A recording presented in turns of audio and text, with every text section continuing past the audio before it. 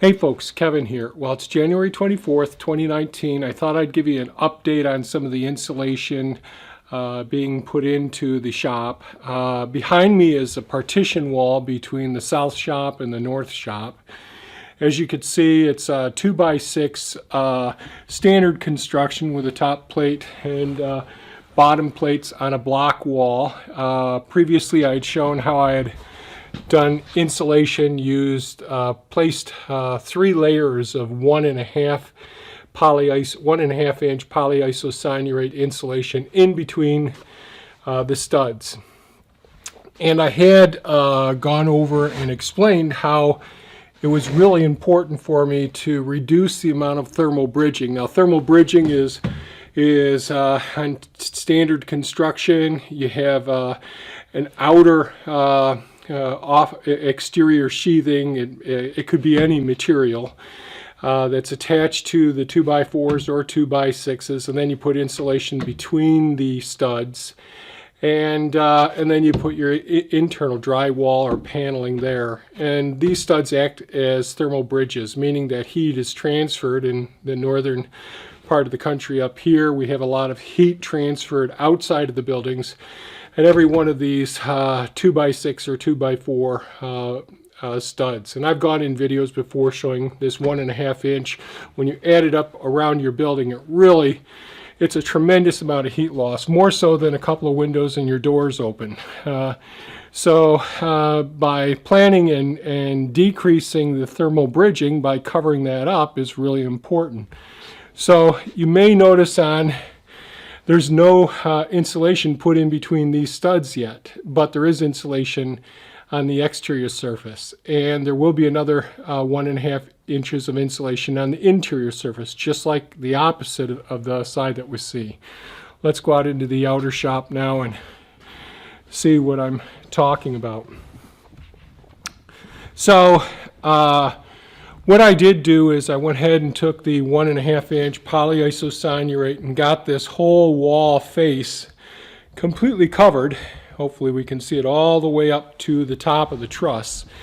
So it's fitting them in between each one of the wood supports for the trusses, so that would be, so we're creating a thermal barrier, decreasing thermal bridges from the other side where the studding is. Now, often people will talk about double walls. So in other words, having 2x4 wall studded on the inside, putting insulation and an airspace in between, and then another 2x4 or 2x6 wall on the outside. And that was not uncommonly done in the 70s and 80s. But when you do have a traditional studded wall like the walls that are in this building, by putting insulation on the inside and the outside and making sure that all the seams are covered, and in other words using 2 layers at a time, you're overlapping the seams, and therefore you're really reducing the amount of air infiltration and transfer of heat through that system. So there's another 1.5 inches of insulation here.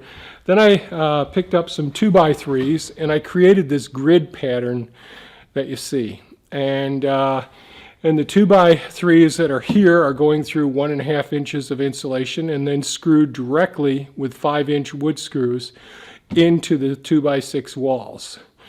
Then 3-inch wood screws are used to attach verticals 2x3s every 16 inches on center.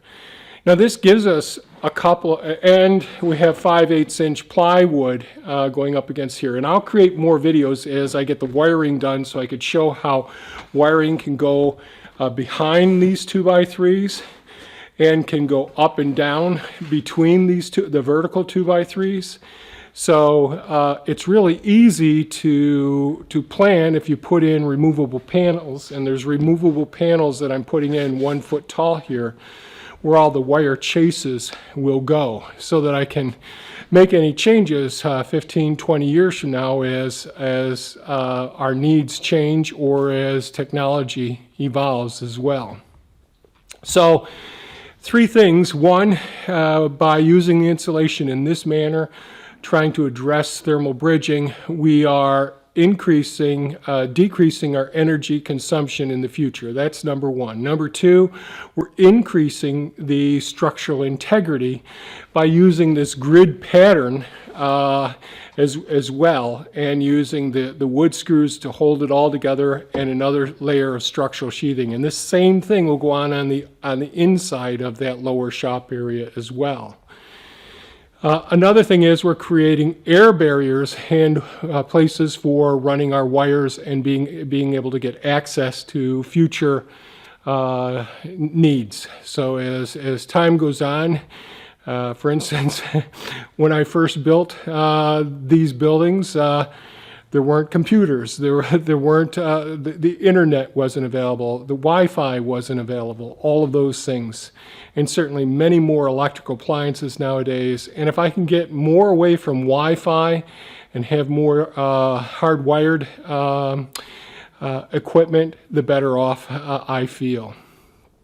So what will follow is some GoPro footage of me climbing up and down on the scaffolding, installing the studs here. Some of I think the camera broke down when I was doing the upper insulation up above. The batteries died, it was so cold.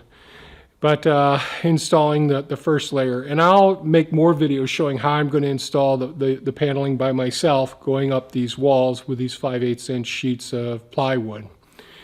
So if you found this of value, please give us a thumbs up. If you have any comments or questions, please leave them below. Really appreciate that. And by all means, folks, have a super fantastic day. Bye-bye now.